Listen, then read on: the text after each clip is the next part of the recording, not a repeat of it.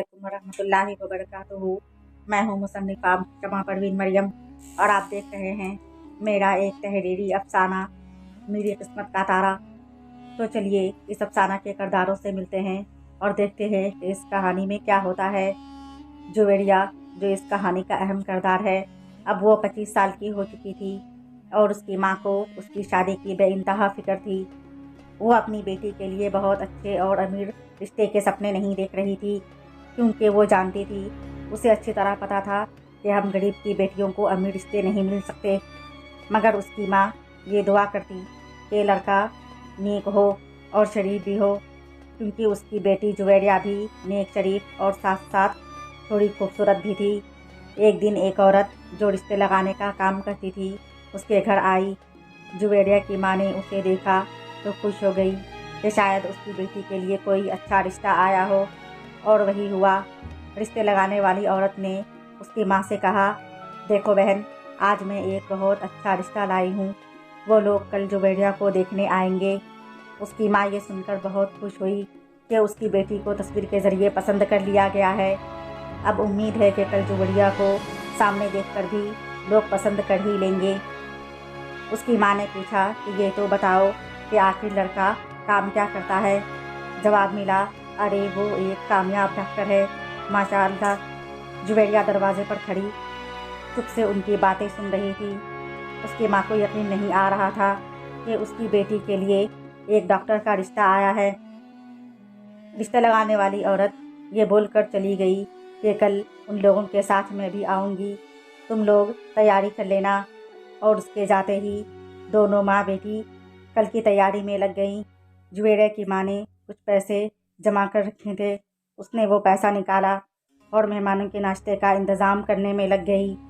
और अगले दिन वो दिन भी आ गया जब जुवेरिया तैयार होकर अपने कमरे में बैठी थी।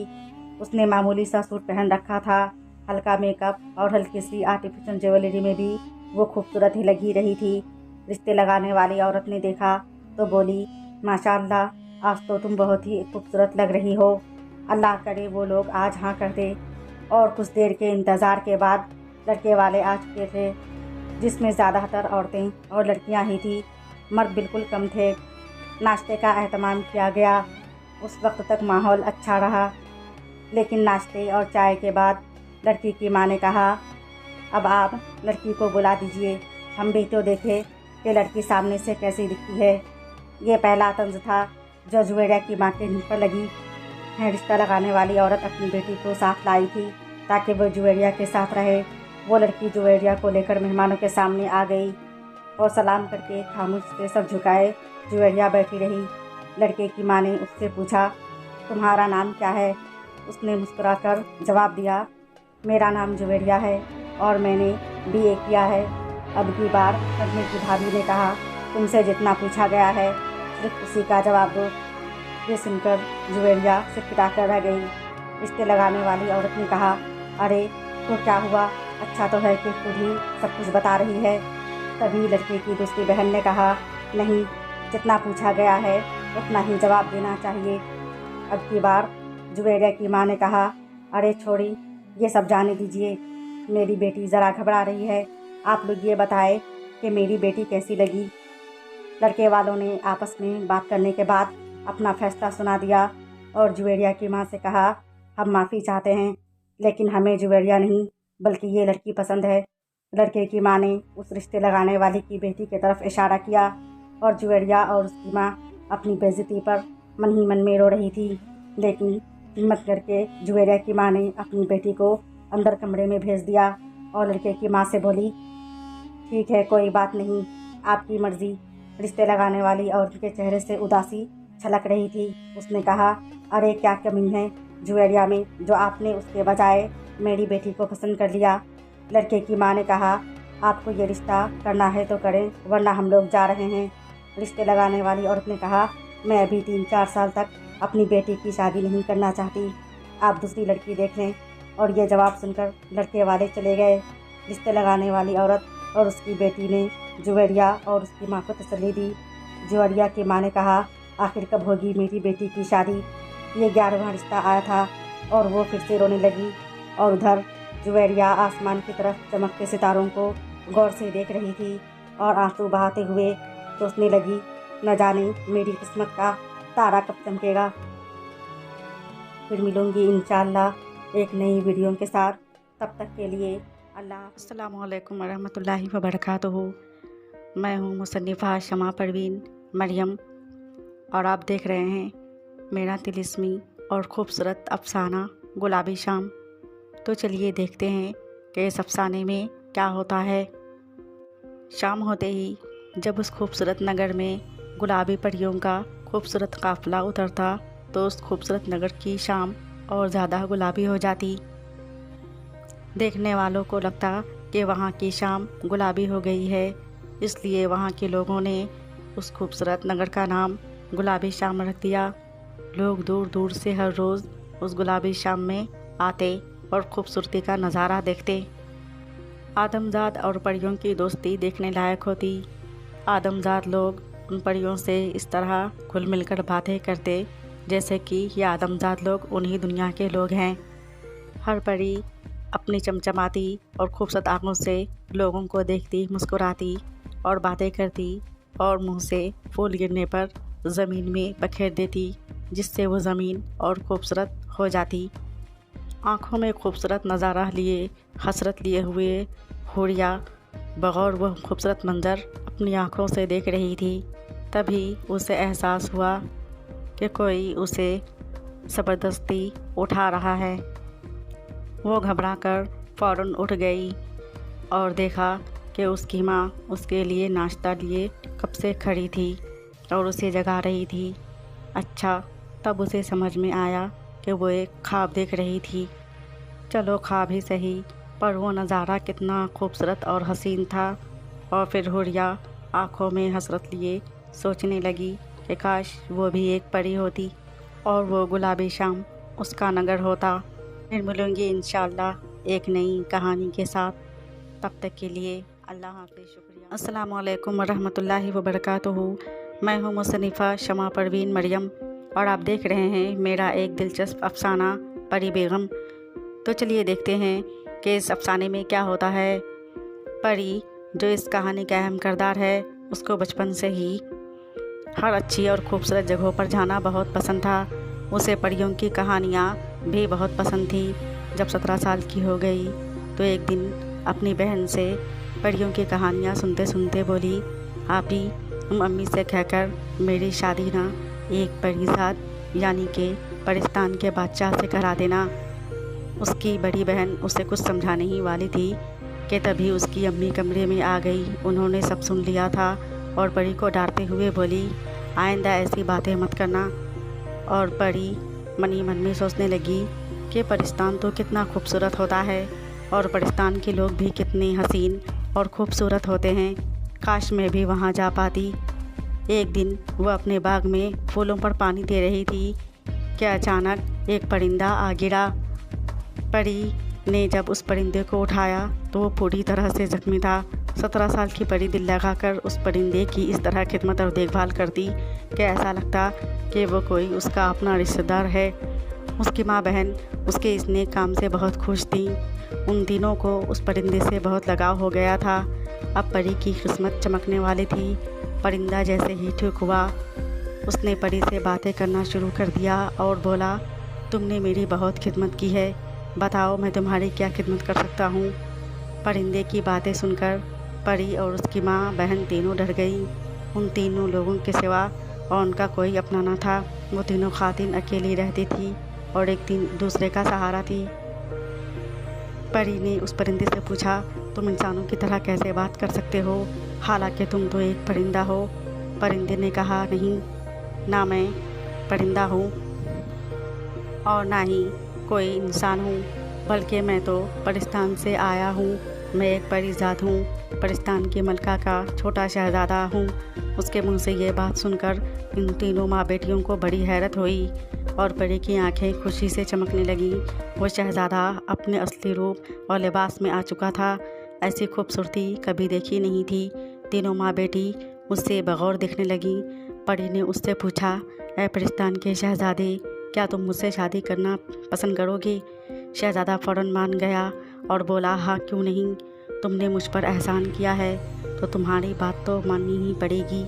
اور دیکھتے ہی دیکھتے وہ شہزادہ ان تینوں ماں بیٹیوں کو اپنی دنیا یعنی کہ پرستان لے گیا، اور ہزاروں لوگوں کے بیچ پرستان میں پری اور شہزادے کا نکاح ہو گیا۔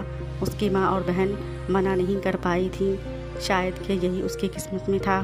اس کا نکاح اس طرح ایک پرستان کے شہزادے سے اچانک ہو جائے گا، اس پری نے سوچا بھی نہیں تھا۔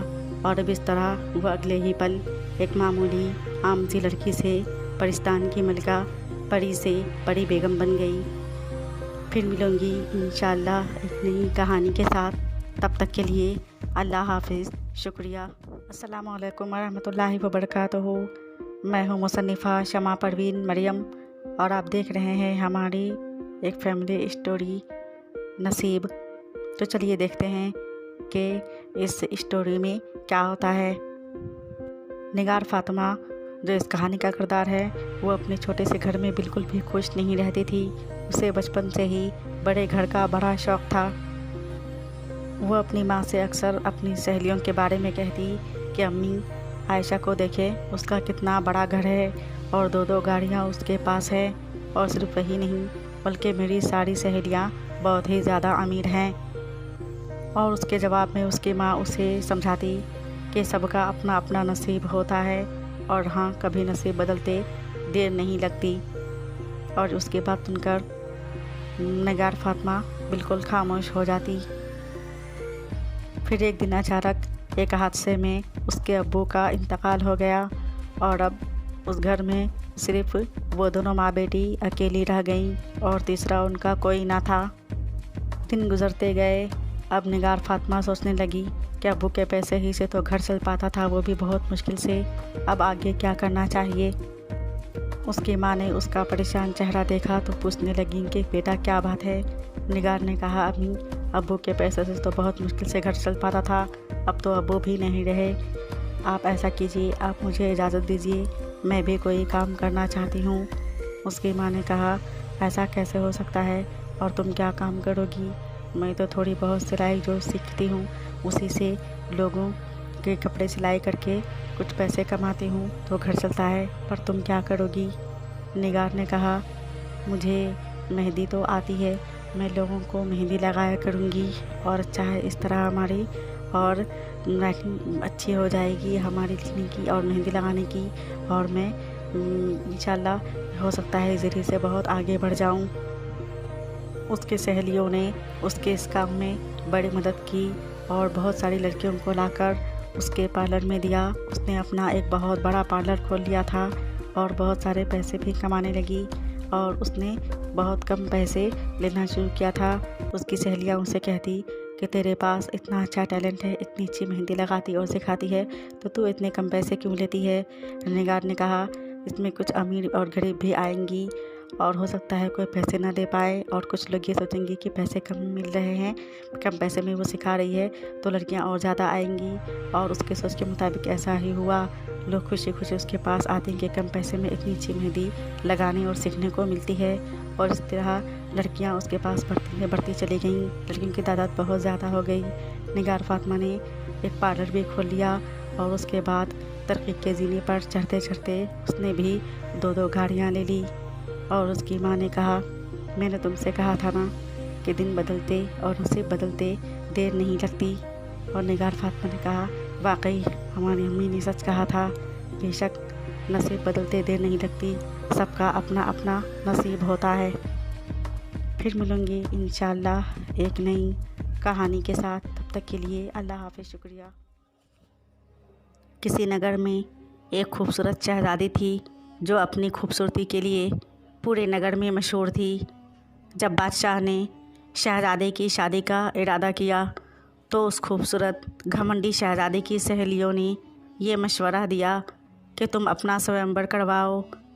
شہزادی کے من میں یہ بات بیٹھ گئی، اور اس نے اپنے والد سے کہہ کر سوئمبر کا اعلان کروا دیا۔